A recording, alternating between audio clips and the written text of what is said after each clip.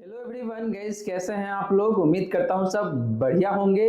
So guys, इन्वेस्टो pride के एक brand new video में आप लोगों का फिर से स्वागत है। एंड गाइस, आज के इस वीडियो में हम लोग बात करने वाले हैं ऐसे म्यूचुअल फंड के बारे में जो कि डिफरेंट कैटेगरी से बिलोंग करता है और आपके लिए काफी शानदार हो सकता है अगर आप म्यूचुअल फंड में लमसम इन्वेस्टमेंट करना चाहते हैं तो। जी हाँ दोस्तों, आपने बिल्कुल सही सुना। ये आठों ही म्यूचुअल फंड साल 2024 में लमसम करने के लिए काफी शानदार हो सकता है। और गाइस, ये म्यूचुअल फंड अगले 20 सालों में आपको 1 करोड़ 17 लाख का कॉर्पस बना के दे सकता है। और गाइस, यहाँ पे आपको सिर्फ 1 लाख रुपए इन्वेस्ट करके चलना है आज के टाइम में, और अगले 20 सालों में ये 1 लाख रुपए आपको मोटा मोटी 1 करोड़ 17 लाख का कॉर्पस बना के दे सकता है। वहीं गाइस, अगर आपके मन में कोई डाउट है या फिर कोई क्वेश्चन है या फिर आप चाहते हैं कि मैं आपका म्यूचुअल फंड पोर्टफोलियो रिव्यू करूं, देन आप अपना क्वेश्चन या फिर mutual fund portfolio comment section में मेंशन कर सकते हैं। तो चलिए गाइस, स्टार्ट करते हैं आज का video. But guys, video start करने से पहले फटाफट कर दीजिए इस वीडियो को लाइक। एंड गाइस, आपने चैनल को अभी तक सब्सक्राइब नहीं किया हुआ है देन प्लीज सब्सक्राइब कीजिए चैनल को। साथ के साथ गाइस, नोटिफिकेशन बेल ऑन करके ऑल पे क्लिक कर लीजिएगा ताकि जब भी इस चैनल पे वीडियो लेके आऊंगा सारे ही वीडियो का नोटिफिकेशन आपको मिलता रहेगा। तो चलिए गाइस, सबसे पहले बात कर लेते हैं आपका लार्ज कैप इंडेक्स कैटेगरी का और देखते हैं यहाँ पे कि भाई वो दो म्यूचुअल फंड कौन सा है इंडेक्स कैटेगरी से जो कि आपके लिए काफी शानदार हो सकता है आने वाले टाइम में। तो गाइस, सबसे पहले बात करें लार्ज कैप इंडेक्स फंड के बारे में, तो यहाँ पे मैंने 2 फंड चूज करा हुआ है आप सभी के लिए लार्ज कैप इंडेक्स कैटेगरी से। पहला फंड है आपका यहाँ पे UTI Nifty 50 index fund. Second fund है गाइस आपके लिए यहाँ पे SBI Nifty 50 index fund. And guys, इन दोनों फंड्स को मैं कंपेयर करने वाला हूँ इसके कैटेगरी एवरेज से। तो पहले बात कर लेते हैं लमसम रिटर्न का। तो लास्ट 1 ईयर में यूटीआई निफ्टी 50 इंडेक्स फंड का जो रिटर्न है जो निकल के आता है यहाँ पे आपका 26.35% का। एसबीआई निफ्टी 50 इंडेक्स फंड का लास्ट 1 ईयर का रिटर्न की बात करी गई तो वो निकल के आता है यहाँ पे आपका 66.17% का। एंड बात करी गई कैटेगरी एवरेज का लास्ट 1 ईयर का रिटर्न का तो वो निकल के आता है यहाँ पे आपका 40.12% का। तो गाइस, लास्ट 1 ईयर में एसबीआई निफ्टी 50 इंडेक्स फंड का जो रिटर्न है ये काफी बेहतरीन दिखने को मिल जाता है और अपने category average as well as UTI Nifty 50 index fund दोनों को ही काफी अच्छे खासे मार्जिन से बीट करा हुआ है। तो लास्ट 1 ईयर में एसबीआई निफ्टी 50 इंडेक्स फंड काफी बेहतरीन तरीके से आपको रिटर्न बना के दिया हुआ है। बात करी गई पिछले 3 सालों का रिटर्न का, तो यूटीआई निफ्टी 50 इंडेक्स फंड का जो रिटर्न है पिछले 3 सालों का वो निकल के आता है यहाँ पे आपका 15.14% का। एसबीआई निफ्टी 50 इंडेक्स फंड का पिछले 3 सालों का रिटर्न की बात करी गई तो वो निकल के आता है यहाँ पे आपका 23.05% का।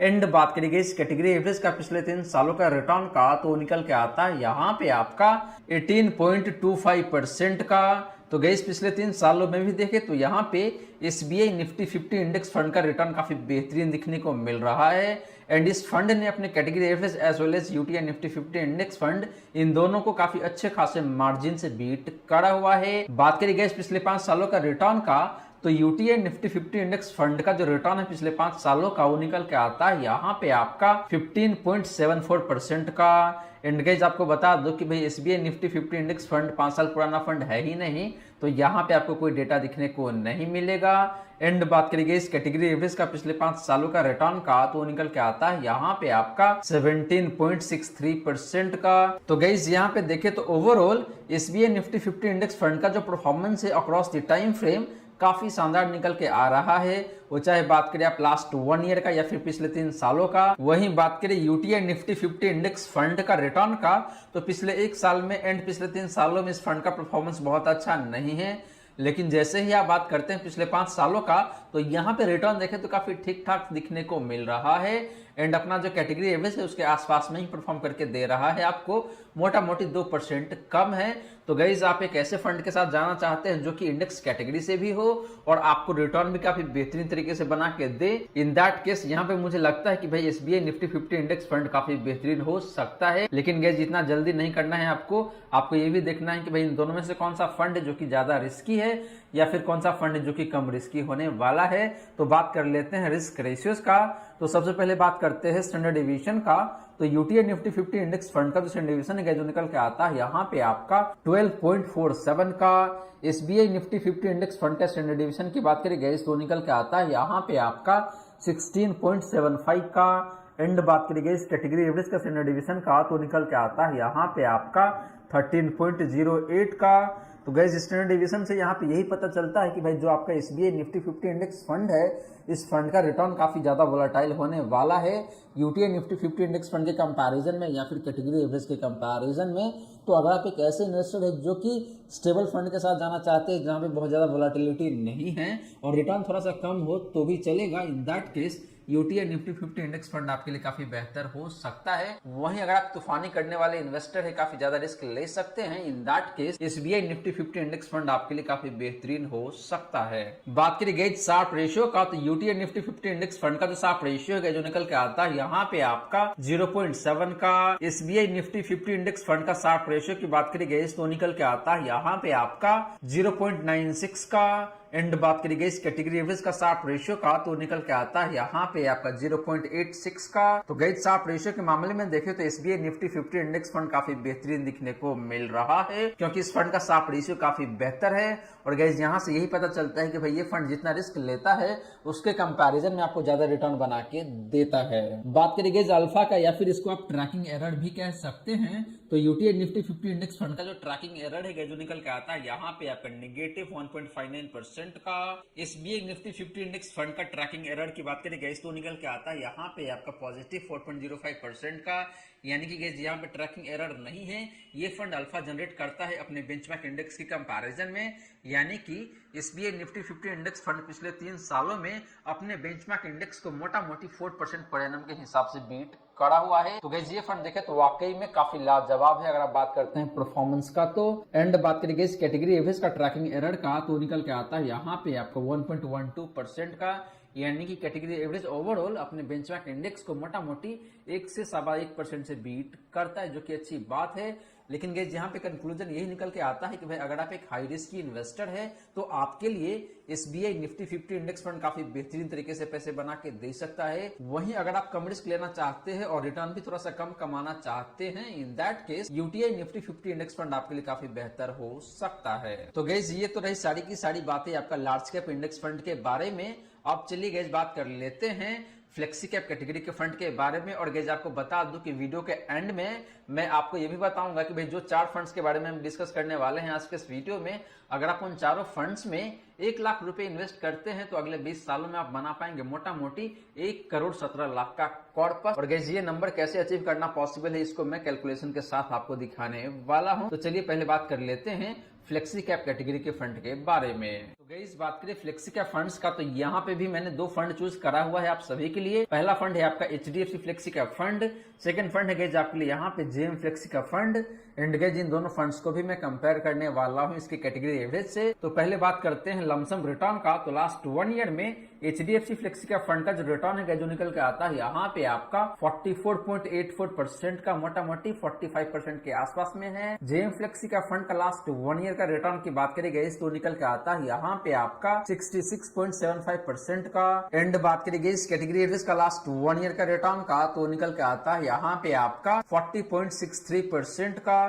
तो गैस लास्ट 1 ईयर में दोनों ही फ्लेक्सी का फंड का रिटर्न देखे तो अपने कैटेगरी के कंपैरिजन में काफी बेहतरीन दिखने को मिल रहा है। लेकिन बात करी गई इन दोनों में से एक बेहतरीन फंड का on the basis of last 1 year return, then वो फंड है यहाँ पे आपके लिए जेएम फ्लेक्सी का फंड जिसने आपको मोटा मोटी 67% का रिटर्न बना के दिया हुआ है लास्ट 1 ईयर में। बात करी गई पिछले 3 सालों का रिटर्न का तो जेएम फ्लेक्सी का फंड का जो रिटर्न है पिछले 3 सालों का वो निकल के आता है यहाँ पे आपका 25.93% का, ऑलमोस्ट 26% कह सकते हैं आप। वहीं बात करी गई जेएम फ्लेक्सी का फंड का पिछले 3 सालों का रिटर्न का तो निकल के आता है यहाँ पे आपका 31.69% का। एंड बात करी गई कैटेगरी एवरेज का पिछले 3 सालों का रिटर्न का तो निकल के आता है यहाँ पे आपका 19.79% का।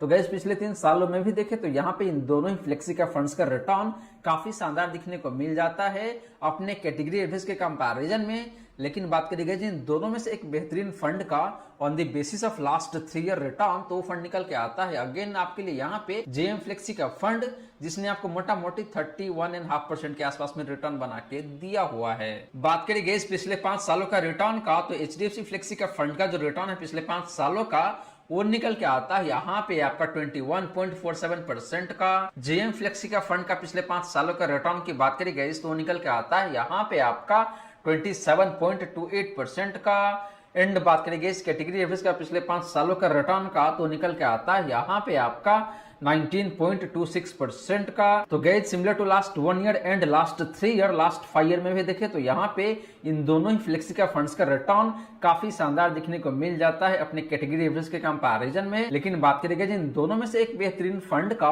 On the basis of last 5 year return, तो फंड निकल के आता है यहाँ पे आपके लिए अगेन जेएम फ्लेक्सी का फंड, जिसने आपको मोटा मोटी 27% का रिटर्न बना के दिया हुआ है पिछले 5 सालों में भी। तो गाइस ये रही बात आपका इन दोनों ही फ्लेक्सी का फंड्स का लमसम रिटर्न का। और गाइस यहाँ पे देखें तो across the time frame JM flexi का फंड्स का रिटर्न काफी शानदार, काफी बेहतरीन दिखने को मिल जाता है। हालांकि एचडीएफसी फ्लेक्सी का फंड का भी रिटर्न खराब नहीं है, ये फंड भी काफी बेहतरीन तरीके से परफॉर्म करके दे रहा है and across the time frame अपने कैटेगरी एवरेज को काफी अच्छे खासे मार्जिन से बीट भी करा हुआ है। वहीं गाइस बात करें इन दोनों ही फंड्स का रिस्क रेशियोज का, तो सबसे पहले बात करते हैं स्टैंडर्ड डिवीजन का। तो एचडीएफसी फ्लेक्सी का फंड का स्टैंडर्ड डिवीजन की बात करी गई तो निकल के आता है यहाँ पे आपका 12.12 का। जेएम फ्लेक्सी का फंड का स्टैंडर्ड डिवीजन की बात करी गई तो निकल के आता है यहाँ पे आपका 12.99 का, ऑलमोस्ट 13 कह सकते हैं आप। एंड बात करी गई कैटेगरी एवरेज का स्टैंडर्ड डिवीजन का, तो निकल के आता है यहाँ पे आपका 12.41 का। तो गाइस स्टैंडर्ड डिवीजन के मामले में देखें तो यहाँ पे दोनों फंड का स्टैंडर्ड डिवीजन मोटा मोटी आसपास में ही दिखने को मिल रहा है, बहुत ज्यादा का अंतर नहीं है। हालांकि एचडीएफसी फ्लेक्सी का फंड का स्टैंडर्ड डिवीजन थोड़ा सा कम जरूर है,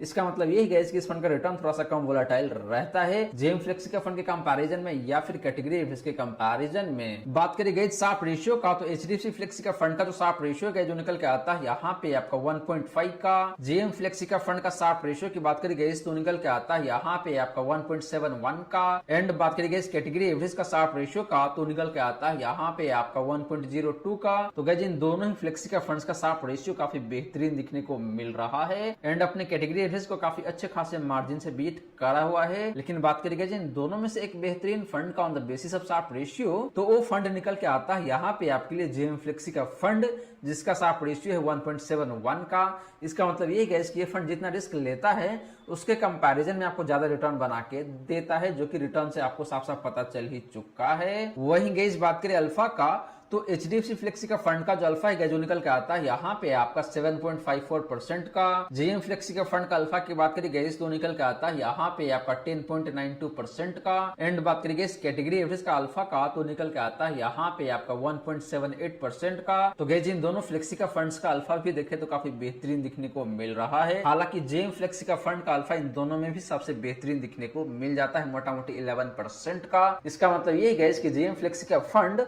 अपने बेंचमार्क इंडेक्स को मोटा मोटी 11% से बीट करता है, जो कि काफी शानदार बात है इस पर्टिकुलर फंड का। तो गाइज ये रही सारी की सारी बातें आपका इन दोनों ही फ्लेक्सी का फंड्स का। और गाइज यहाँ पे देखें तो ओवरऑल जेएम फ्लेक्सी का फंड मुझे काफी शानदार दिखने को मिल जाता है। हालांकि ये बात बिल्कुल सच है कि भाई इस फंड का रिस्क रेशियो थोड़ा सा हायर साइड में जरूर है, स्पेशली बात करें स्टैंडर्ड डिवीजन का, तो ये थोड़ा सा हायर साइड में दिखने को मिल जाता है। यानी कि ये फंड थोड़ा सा ज्यादा रिस्की है, तो आपको रिटर्न भी काफी बेहतरीन बना के देता है।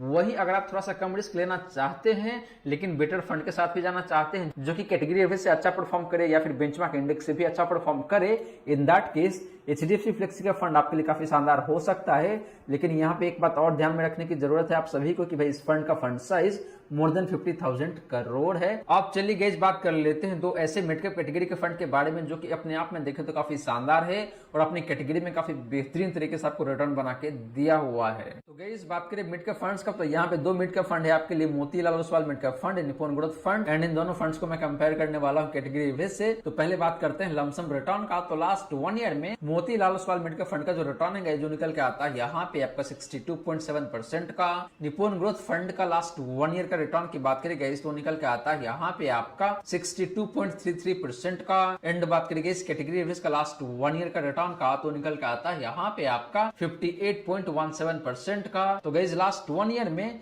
इन दोनों ही मिड कैप फंड्स का रिटर्न देखें तो काफी बेहतरीन दिखने को मिल रहा है एंड मोटा मोटी सिमिलर लाइन पे दिखने को मिल रहा है। हालांकि दोनों ही फंड्स ने अपने कैटेगरी एवरेज को मोटा मोटी 4 से 4.5% से बीट भी करा हुआ है। बात करें गाइस पिछले 3 सालों का रिटर्न का, तो मोतीलाल ओसवाल मेडिकल फंड का जो रिटर्न है पिछले 3 सालों का वो निकल के आता है यहाँ पे आपका 38.09% का। निपुण ग्रोथ फंड का पिछले 3 सालों का रिटर्न की बात करें गाइस तो निकल के आता है यहाँ पे आपका 30.89% का। एंड बात करें गाइस कैटेगरी एवरेज का पिछले 3 सालों का रिटर्न का तो निकल के आता है यहाँ पे आपका 26.74% का। तो गाइस पिछले 3 सालों में भी देखें तो इन दोनों ही फंड्स का परफॉर्मेंस अपनी कैटेगरी के कंपैरिजन में काफी बेहतरीन दिखने को मिल जाता है। हालांकि बात करें इन दोनों में से एक बेहतरीन फंड का on the basis of last 3 year return ये फंड निकल के आता है